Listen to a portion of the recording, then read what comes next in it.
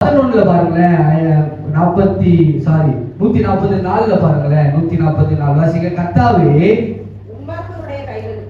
துன்மார்க்கருடைய கைகளுக்கு என்னை நீங்களாக்கி என்னை விலக்கி ரட்சியும். கர்த்தர் ரட்சிக்க வேண்டியது ரொம்ப அவசியமா இருக்கு. இன்னைக்கு நீங்களாக்கி என்னை விலக்கி ரட்சியும்.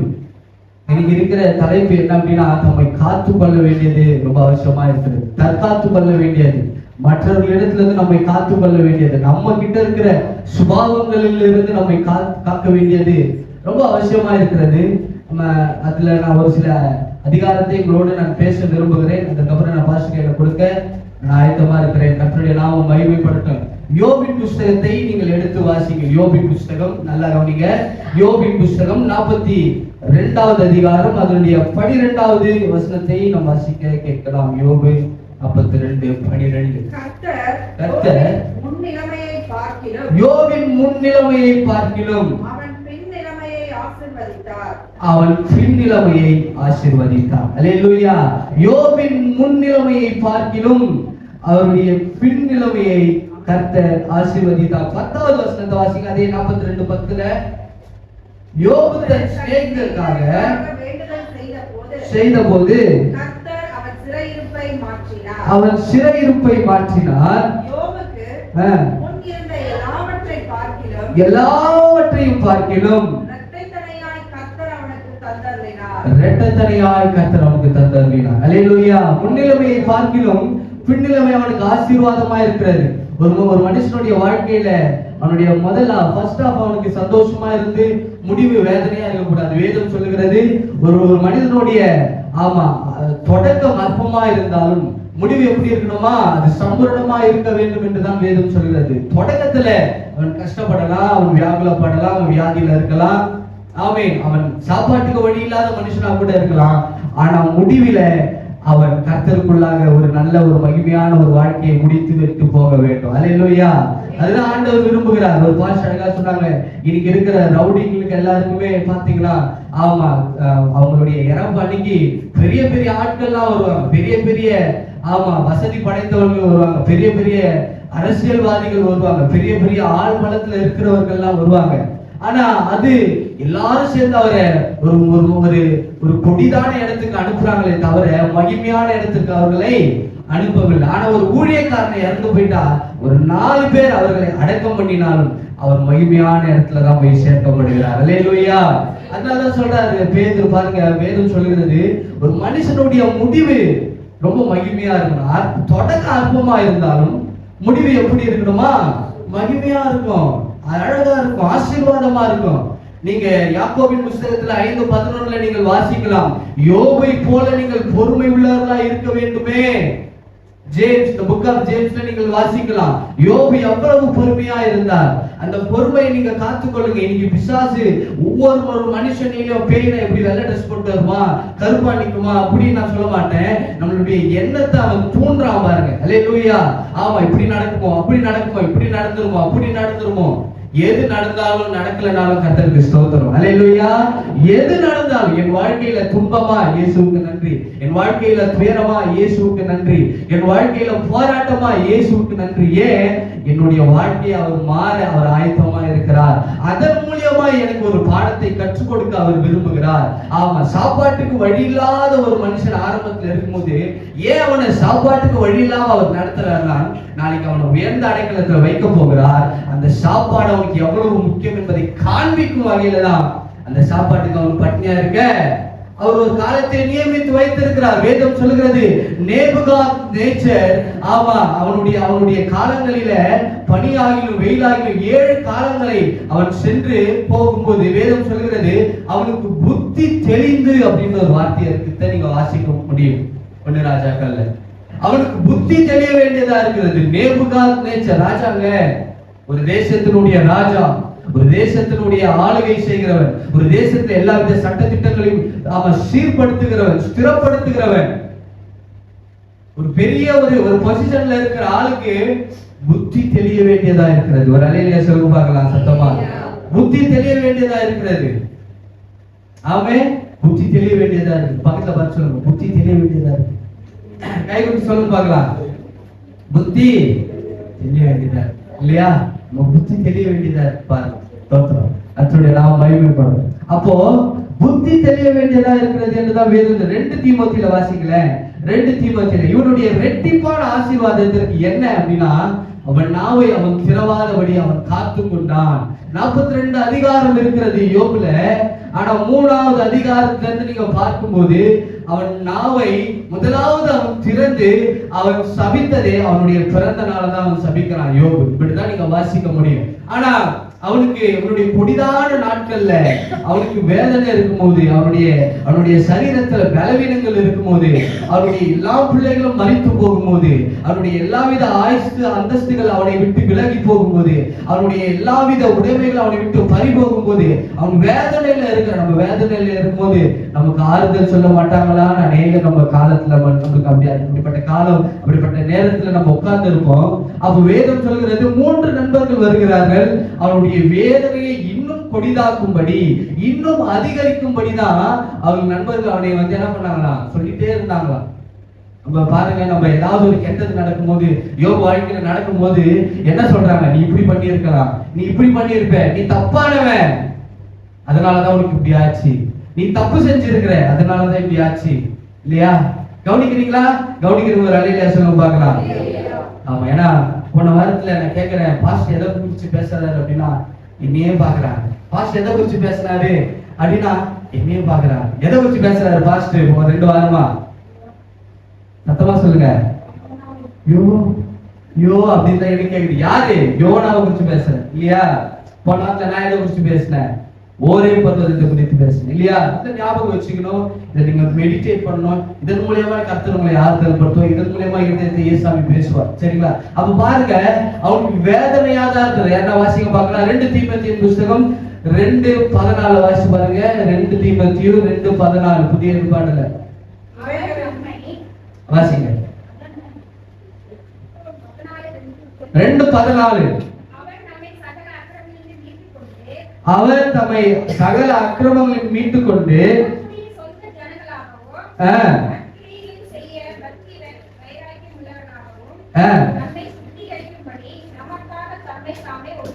ரெண்டு 14 கரெக்டா வாசிங்க. 2 தீமோத்தேயு 2:14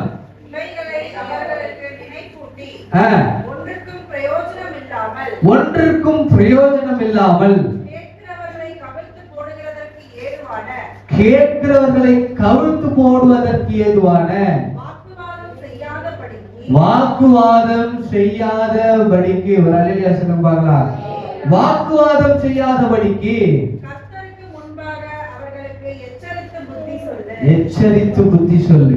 2 தீமோத்தேயு நீங்க வாசிக்கும் போது, நீங்க 1 தீமோத்தேயுல எல்லாம் பார்க்கும்போது ஆண்டவர் புத்தி சொல்லு புத்தி சொல்லு புத்தி சொல்லு அப்படின்னு சொல்றாரு. யாருக்கு?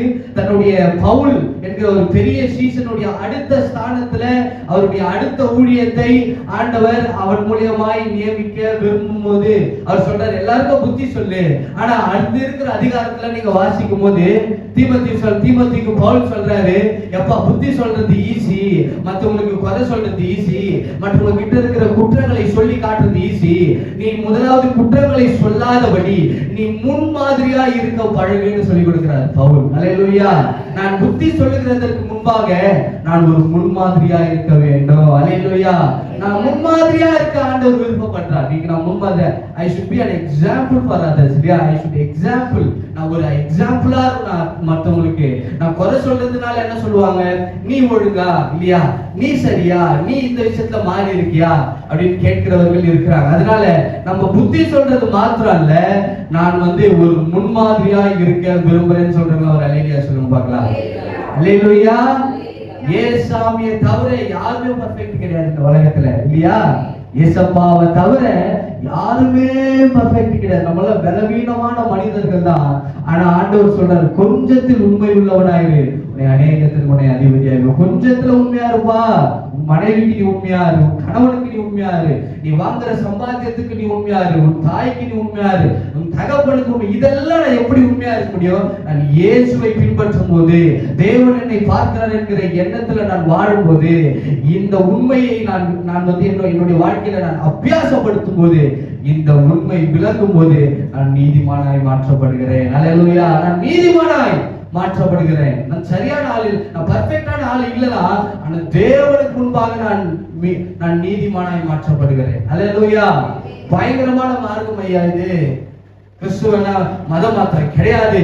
ஒரு மனிதனை உத்தமனாய் மாற்றுகிற ஒரு தெய்வம், சன்மார்க்கனாய் மாற்றுகிற தெய்வம். அல்லேலூயா. யாத்திராகமத்தின் புத்தகத்துல பாருங்க, 400 வருஷம் அடிமைத்தனம். ஆபிரகாம் கிட்ட சொல்றாரு, எப்பா உன் ஜனங்கள் 400 வருஷம் அடிமைகளா இருப்பார்கள். ஆனா எத்தனை வருஷம் அடிமையா இருந்தாங்க? 430 வருஷம். 400 வருஷம் அடிமை, 30 வருஷம் ஜெபம் கேட்கப்படல. 430 வருஷமா மீண்டு போகிறது. இஸ்ரவேல் ஜனங்களுடைய 390வது ஆண்டுல ஆமா மோசேவுக்கு 40வது வயது. 10 வருஷம் மோசேயை புடமிட்டாலும் 400வது வருஷம் விடுதலை ஆகணும். ஏன்னா தேவன் நிர்ணயம் பண்ணினது 400 வருஷம் தான் விடுதலை அடிமைகளா இருப்பார்கள் என்பதாக வேதம் சொல்கிறது. இயேசு வாக்கு மாறாதவர். அவர் பொய் சொல்ல மனிதன் அல்ல, மறுபுத்திரன் அல்ல. அவர் சொல்லியும் செய்யாமல் இருப்பார், வசனத்தை நிறைவேற்றாமல் மனுஷன் இல்ல அவர் பொய் சொல்ல. ஆனா 400 வருஷம் அடிமைகளா இருப்பார்கள் என்று சொல்லி 430 வருஷம் அடிமைகளா இருக்கிறார்கள். எக்ஸ்ட்ரா 30 ஆண்டு காலம் ஆமா கர்த்தர் எக்ஸ்டெண்ட் பண்றார். 390 வருஷம் ஆயிடுச்சு. நல்ல கவனிங்க, 10 வருஷத்துல விடுதலை ஆக போறாங்க இஸ்ரவேல் ஜனங்கள். அப்போ மோசேவுக்கு 40 வயது. என் ஜனங்களை எப்படியாகிலும் விடுதலை ஆக்க வேண்டும் என்று மாம்சத்துல பிரயாசப்படுகிறான் மோசே. என் ஜனங்களை எப்படியாவது விடுதலை செய்யணும். ஆனா கர்த்தர் அவனுக்கு இன்னும் 40 வயது இன்னும் கொடுத்து அவனை வனாந்திரத்துல அனுப்பி பாருங்க, ஒரு மனுஷனை கொண்டு, ஒரு எகிப்தியனை கொண்டு அவனே குழியை தோண்டி அவனே புதைக்கிற ஒரு பராக்கிரமசாலி மோசே. என் ஜனங்களை நான் எப்படியாகிலும் விடுதலையாக்க வேண்டும் என்று மாம்சத்துல பிரயாசப்படுறான். ஆனா ஆண்டவர் இன்னும் 40 ஆண்டு காலம் கொடுத்து அவனை வனாந்திரத்துல நடத்தி 80 வயதுல கொடுக்கிறாரு பொசிஷனை. அப்ப சொல்றான் ஆண்டவர் கிட்ட, அப்பதான் சொல்றான், ஆண்டவரே நான் திக்குவாயும் நான் மந்தனா உடையவனா இருக்கிறேன். அல்லேலூயா. நான் தகுதியே இல்ல, தகுதி இல்லாதவனை தூக்குறதுல எங்க அப்பாவை நீங்க வளர்த்தால் கிடையாது. அல்லேலூயா. தகுதி இல்லாதவன, பிரயோஜனம் இல்லாதவன, என் வாழ்க்கையை வாழ எனக்கு திராணி இல்ல, எனக்கு சம்பாத்திய உயர்வு இல்ல, எனக்கு மேன்மை இல்ல, எனக்கு ஆசீர்வாதம் இல்ல, எனக்கு தாளந்து இல்லைன்னு எந்த ஒரு பிள்ளை இயேசுவின் இடத்துல மன்றாடி அழுது புலம்பி கேட்கிறார்களோ அவர்களை தான் விசேஷித்த வண்ணமாய் அவர் நிறுத்துகிற தெய்வமாய் இருக்கிறார். 400 வருஷம் அடிமைதான், 30 வருஷம் நீண்டு போகிறது. ஏன்? ஏன்னா போதுமான அளவு ஜபம் இல்லை, போதுமான அளவு ப்ரிப்பரேஷன் இல்லை, போதுமான அளவு தேவன் எதிர்பார்க்கிற அளவு. நான் நினைக்கிறேன், நீங்க நினைக்கிறீங்க இது ஜபம், சர்ச்சைக்கு வந்தா போதும், பைபிள் வாசிச்சா போதும், இப்படி நான் பேசினா போதும், இப்படி நான் ட்ரெஸ் பண்ணா போதும் நம்ம நினைக்கிறோம். ஆனால் தேவன் நினைக்கிறது வேற. அல்லேலூயா. தேவன் உங்க வாழ்க்கையில நினைக்கிறது வேற, தேவன் உங்ககிட்ட எதிர்பார்க்கிறது வேற, தேவன் என் இடத்துல எதிர்பார்க்கிறது வேற. ஏன் எதிர்பார்ப்பு? நேசிக்கிறதின் நிமித்தம் தான் எதிர்பார்ப்பு. அல்லேலூயா. நேசிக்கிறதுனாலதான் எதிர்பார்ப்பு, நேசிக்கிறதுனாலதான் உங்களை கண்ணோக்கமா பார்க்கிறார், நேசிக்கிறதுனாலதான் உங்களை அவர் ரத்தத்தினால மீட்டெடுத்திருக்கிறார், நேசிக்கிறதுனாலதான் நம்ம அவருடைய ராபந்தியில உட்கார்ந்து நம்ம அந்த திருவிருந்தை எடுக்கிறோம், நேசிக்கிறதுனாலதான் மறுமையில அவர் நமக்காக வாதாடுகிறார், நேசிக்கிறதுனாலதான் இம்மையில நமக்காக பரிந்து பேசுகிற ஒரு தெய்வமாய் இருக்கிறார் இயேசு. அல்லேலூயா. சத்தமா அல்லேலூயா சொல்லுங்க பார்க்கலாம். அல்லேலூயா. உயர்வு மேன்மை இதெல்லாம் ஒரு விஷயமே கிடையாது. ஏசப்பா அழகா கொடுத்துருவார், அழகா கொடுத்துருவான். பாஸ்டர்மா சொன்னாங்க போகும்போது, ஒரு வாரம் அவன் வீட்டுல ஆமா கேஸே பத்த வைக்கலான்னு சொன்னாங்க. அப்படின்னா என்ன?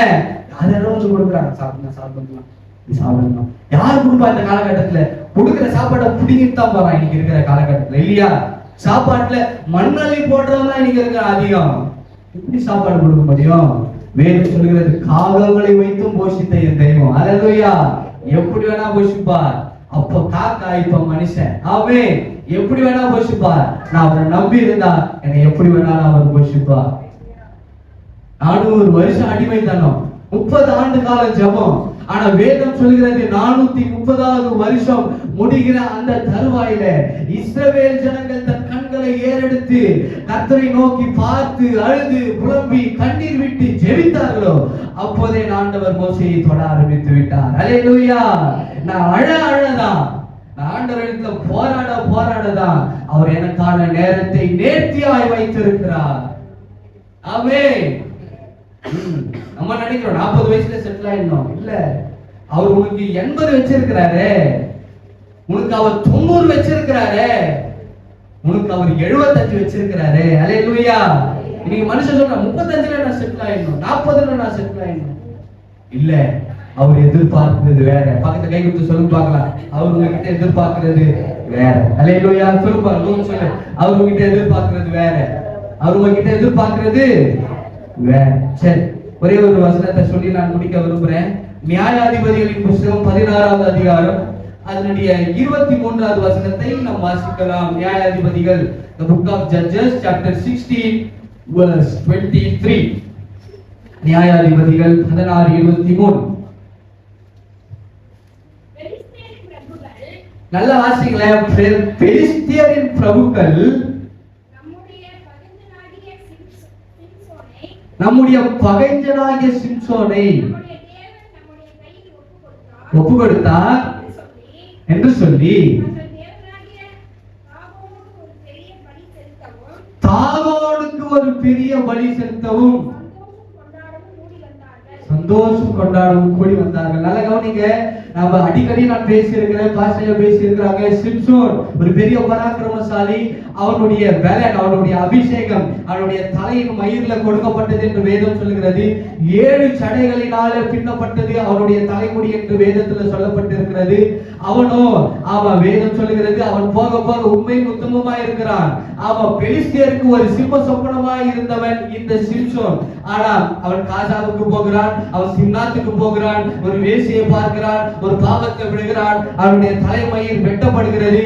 எப்படிப்பட்ட ஜனங்களுக்கு சிம்ம சொப்பனமா ஒரு பெரிய டார்கெட்டா இருந்த சிம்சோன் கண்கள் பிடுங்கப்பட்டு அவனுடைய கையில விலங்கு பூட்டப்பட்டு அவன் கேலி கூத்தாய் மாவரைத்துக் கொண்டிருக்கிறான். ஏன் இந்த வார்த்தையை நான் பேசுறேன் அப்படின்னா, ஆண்டவர் நம்மை உயர்த்தி வைக்க விரும்புகிறார், ஆண்டவர் நம்மை திடகாத்திரமாய் வைக்க விரும்புகிறார். இந்த சமுதாயத்துல, சொந்தத்துக்கு முன்பாக, ஸ்கூல்ல, காலேஜ்ல, வேலை ஸ்தலத்துல, எல்லாவற்றிலும். ஆனா அதே சமயத்துல பிசாசானவனும் நம்மை இழுக்க, நம்மை மேன்மையாய் வைக்காதபடி, நம்ம தரித்திரத்தில் இருக்கும்படி நம்மை இழுக்க அவன் போராடுகிறான். அப்ப என்ன ஆகுது பாருங்க, வேதம் சொல்லுகிறது, சிம்சோனை நம் கையில் ஒப்பு கொடுத்த தாகோனுக்கு ஒரு வாசிக்க வசனத்தை, தாகோனுக்கு ஒரு பெரிய பலி செலுத்தவும் சந்தோஷம் கொண்டாடவும் கூடி வந்தார். அப்ப பாருங்க, இது அல்டிமேட்டா யாருக்கு நடக்குதுன்னா தெய்வத்திற்கும் பிசாசுக்கும் நடக்கிற யுத்தம். அல்லேலூயா. நீங்க தான் ஆண்டவருடைய பிரதானிகளா இருக்கிறீங்க. ஆண்டவருடைய பட்சத்துல ஆண்டவர் உங்களுக்காக தான் பரிந்து பேசுகிற தெய்வமா இருக்கிறார். அப்ப நான் தோத்துட்டா இயேசு தோத்த மாதிரி. அல்லேலூயா. நான் தோத்துட்டா பேய் ஜெயிச்ச மாதிரி. அப்ப சிம்சோன் ஒரு சிம்ம சொப்பனமா இருக்கிறான். ஆமென். எல்லா விதத்திலும் அவன் பராக்கிரமசாலி. அவனை அடிக்க ஆள் கிடையாது. அவனுக்கு அவ்வளவு பெரிய வல்லமை இருந்தது. ஆனா அவன் கேலி கூத்தாய் மாறி அவன் பாருங்க, அவன் மாவு அரைக்கிறான். மாவு அரைக்கிறதை பார்த்து அவர்கள் சந்தோஷப்பட்டார்கள் என்று வேதம் சொல்லுகிறது. அப்போ அவர் சொல்றாங்க, தாகோன் இப்படிப்பட்ட ஆளை என் கையில கொடுத்துட்டான், அந்த பேய் என் கையில கொடுத்துச்சு. அந்த பேய்க்கு என்ன பண்றாங்க, இன்னைக்கு பலிபீடம் செலுத்தி அவர்களுக்கு பெரிய காரியத்தை செய்கிறார். அப்போ இன்னைக்கு நம்ம பாருங்க, ஒரு தப்பு பண்ணிட்டா நீதான் சர்ச்சுக்கு போறிய சொல்றாங்களே இல்லையா, நீதான் சர்ச்சுக்கு போறிய, நீதான் மெசேஜ் கொடுக்குறீங்க, நீதான் நாத்திகம் ஆராதனைக்கு போறிய, நீயா ஞானஸ்தானம் எடுத்த, நீயா வெள்ள சட்டை போடுற கேட்கிறாங்களா? அப்போ அல்டிமேட்லி அந்த காரியம் யாரை பாதிக்கிறது? இயேசுவை பாதிக்கிறது. அது நானா இருந்தாலும் சரி, அப்படிதானே?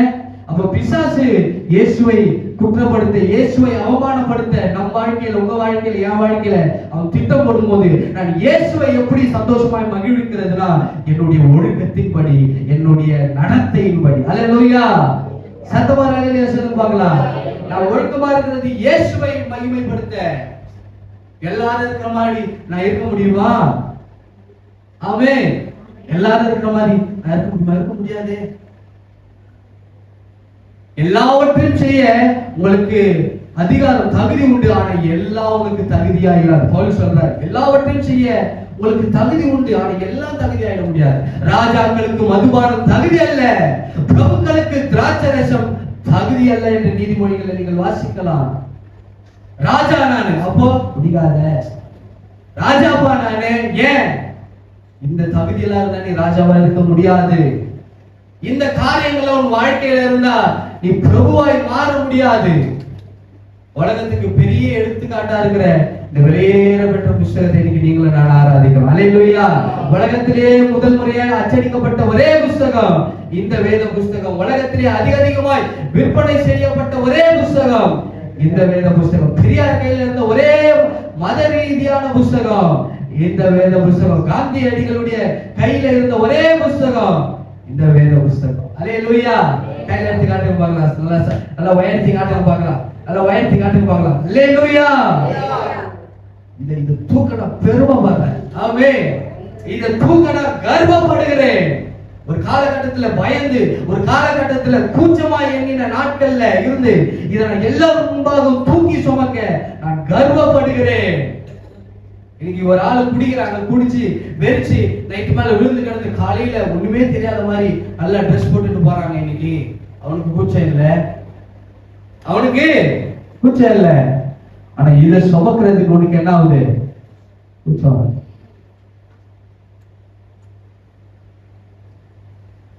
லண்டன்ல ஒரே ஒரு சாட்சி சொல்லி நான் பாஸ்டர் கொடுக்க விரும்புகிறேன். வில்லியம்ஸ் நினைக்கிறோம். அந்த காலத்துல மேகசின்ஸ் தான் அதிகமா அச்சடிக்கப்படுவாங்க. அவர் எழுதுறாரு அவருடைய மேகசின்ல, நான் சொல்லி இருக்கிறேன். ஆனால் மறுபடியும் சொல்ல நான் விரும்புகிறேன். இன்னும் வருகிற நாட்களில், வருகிற ஆண்டுல 100 வருஷத்திற்கு அப்புறம் இந்த பைபிள் இருக்க போவதில்லை. வேதத்துல சொல்லப்பட்ட இயேசு கிறிஸ்துவை இனி ஜனங்கள் பின்பற்றுவது ரொம்ப கடினமா இருக்கும். இந்த வேதம் இனி அச்சடிக்கப்படாது என்று ஒரு பெரிய மேகசின் எழுத்தாளர், நல்ல பத்திரிகை நிருபராக இருக்கிற வில்லியம்ஸ் என்கிறவர் வந்து எழுதினாராம், 100 வருஷம் இனி இருக்காது அப்படின்னு சொல்லி. அவர் எழுதி அந்த மேகசின் ரொம்ப பிரபலமாய் நல்ல ஒரு ரீச் ஆயிடுச்சு. கிறிஸ்தவருக்கு மத்தியில் ஒரு பெரிய அதிருப்தி. நீ கிறிஸ்தவங்க இருக்கிறதுக்கு இல்ல, ஏன்னா இன்னைக்கு பத்திரிகைகள் அந்த விகடன்லாம் எழுதுறதுதான் அந்த காலகட்டத்தில். இப்பெல்லாம் தான் நாங்க அந்த சோசியல் மீடியால நீங்க அந்த ரீல்ஸ் ஷார்ட்ஸ் எல்லாம் பார்க்கலாம், அந்த இன்ஸ்டாகிராம்ல நீங்க அந்த ட்விட்டர் எல்லாம் பார்க்கலாம். ஆனா அந்த காலத்துல மேகசின்ஸ் தான். காலங்கள் போகிறது, நாட்கள் போகிறது. அந்த வில்லியம் என்கிறவர் வியாதிப்படுகிறார். அந்த வில்லியம் என்கிறவருடைய குடும்பம் ரொம்ப வறுமையில வாடுகிறது. அவர்கள் வீட்டை ஒரு பெரிய இடத்திற்கு அவர்கள் விற்கிறார்கள் அவருடைய மருத்துவ செலவுக்காக. அந்த வீடை வாங்கினது பைபிள் சொசைட்டி ஆஃப் இங்கிலாந்து. அவர் எந்த அறையில பைபிள் இனி அச்சடிக்கப்படாது என்று சொன்னாரோ அதே இடத்துல ஆயிரக்கணக்கான பைபிள் அச்சடிக்கப்பட தேவன் பாராட்டின கிருபை. தேவன் வைராக்கியமுடையவராய் இருப்பாரானால் இன்னைக்கு நான் சொல்லுவேன், உங்க வாழ்க்கையில என் வாழ்க்கையில அவர் வைராக்கியமுடைய தேவனாய் இருக்கிறார். நடக்காது, முடியாது, இது நடக்காது, இது நடக்காது, இது முடியாது, இது ஆகாது, இது கூடாது உலகம் சொல்லும், சபையில இருக்கிற ஜனங்கள் சொல்லுவாங்க. ஆனா தேவன் சொல்ல மாட்டார். ஒரு அல்லேலூயா சொல்லுங்க பார்க்கலாம். அல்லேலூயா. 100 வருஷம் விசுவாசி கூட சொல்லும், தோத்திரம் இல்லையா? குடும்பமா இருந்த இயேசுவை ஆமா அந்த காலகட்டத்தில இருந்து பின்பற்றின விசுவாசி சொல்லும், அது நடக்காது. அல்லேலூயா. இயேசு சொல்லுவார், வாழ்க்கையை நானு விசேஷித்தவனமாய் வைத்திருக்கிறேன், விசேஷித்தவனமாய் வைத்திருக்கிறேன். தோத்திரம். இயேசுவோடைய கிருபை, இயேசுவோடைய தயவு. நான் விழுகிறேன் பாஸ்டர் அந்த ரோட்ல, எனக்கு அழுத ஆண்டவரே என்னை பாதுகாத்ததற்காக நன்றி. அந்த மெயின் ரோட்ல ரோடு எல்லாம் போட்டுட்டு இந்த ஜல்லி, இந்த சிமெண்ட் கலை, அதாவது பீம் அந்த போடுறதுக்கு வச்சிருப்பாங்களே, அது வேஸ்ட கொட்டி வைப்பாங்களே, அந்த வேஸ்ட்டுக்கு பக்கத்துல மொபைல் இருந்தது. அந்த வேஸ்ட்டுக்கு பக்கத்து அதுல நான் விழுந்திருந்தா என் உடம்பு என்ன ஆயிருக்கும்? நான் விழுந்ததுக்கும் எனக்கு பட்ட அடிக்கும் ஒண்ணுமே சம்பந்தம் இல்லைங்க. ஒரு 15-20 அடி நான் தேய்ச்சிட்டு போறேன் அப்படியே வண்டியிலே. நான் 8 வருஷமா வண்டி ஓட்டுறேன். ஏசாமியோட கிருபையில ஒரு நாளும் நான் விழுந்தது கிடையாது. நான் ஸ்பீடா போற ஆளும் கிடையாது. நான் 50க்கு மேல ஓட்டவும் மாட்டேன். எங்க வீட்டுல கொஞ்சம் பேர் கிண்டலும் பண்ணுவாங்க, உனக்கு ஸ்பீடாவும் ஓட்ட தெரியாதான்னு. பரவாயில்ல, அந்த ஆள் எப்படி வந்தான்னு தெரியல, அவ்வளவு தூரம் தேய்ச்சிட்டு போறேன். என்கேஜ்மெண்ட் ரிங்கு பாதி அப்படியே நசுங்கிடுச்சு, அவ்வளவு வேதனையா ஆயிடுச்சு. ஆனாலும் நாங்கள் இயேசுவை மதிதளிப்பது இல்லை. அல்லேலூயா. இயேசுவை நீங்க நிக்கிறது அவ்வளவு கஷ்டமா இருக்கு, குளிக்கும் போது அவ்வளவு வேதனையா இருக்கு. எப்படி எல்லாம் குளிப்ப ஆண்டவரே. ஆனா ஆண்டவருடைய அந்த கொஞ்சம் கிருபை கொஞ்சம் மிஸ் ஆனதுனால இன்னைக்கு காலை நீட்டி அதுக்கு ஒரு ஸ்டூலை போட்டு அதுக்கு ஒரு உட்கார்ந்து இன்னைக்கு ஆண்டவர் உங்களோட பேசுறாரு. இன்னைக்கு நீங்க நல்லா குளிக்கிறது ஏசப்பா கிருபை. அல்லேலூயா. இன்னைக்கு நீங்க தண்ணி குடிக்கிறது ஏசப்பா கிருபை. நான் விழுந்ததுக்கு என் கழுத்துல இருந்து என் கால் பகுதி வரைக்கும் தேய்ச்சி இருக்கணும். ஆனா ஒண்ணுக்காக வெறும் ஜீன், புதுசா நான் எடுத்த ஜீனு இன்னைக்கு டோன் ஜீனா மாறி இருக்கு. அது டோன் டிசைன் மாதிரியே தான் இருக்கு. முட்டியில இவ்வளவு பெரிய காயா இருக்கு, முட்டியில மடக்கவே முடியாது. அதனால நான் நீட்டிட்டு இருக்கிறேன். ஏசப்பா உங்களை பாதுகாக்கிறது எவ்வளவு ஆச்சரியமா இருக்குல்ல. நீங்க எவ்வளவு வண்டியில போறீங்க, எவ்வளவு பிரயாசம் எடுக்கிறீங்க, எவ்வளவு பெரிய ஹெல்மெட் எல்லாம் போட்டுட்டு போறீங்க. ஆனா இன்னைக்கு ஏசப்பா உங்களை பாதுகாக்கிறார். அல்லேலூயா. ஏசப்பா நம்மை பாதுகாக்கிறார். ஒரு நாளும் நீங்க ஜெபம் பண்ணிட்டு தான் நாங்க ஜெபம் பண்ணிட்டு போனதுனாலதான் எங்களுக்கு சின்ன அடி தோத்துறோம். நாங்க ஜெபம் பண்ணாம போயிருந்தா யாருக்கு தெரியும், இறந்து போயிருந்தா அழுதா ஒரு மாசம் 2 மாசம் இல்லைன்னா 3 மாசம், அதுக்கப்புறம் இதான் கல்யாணம் ஆச்சு. இந்த பேச்சு வந்து நல்லா பாஸ்டர் கல்யாணத்துக்கு இருந்தாங்க இல்ல இல்ல.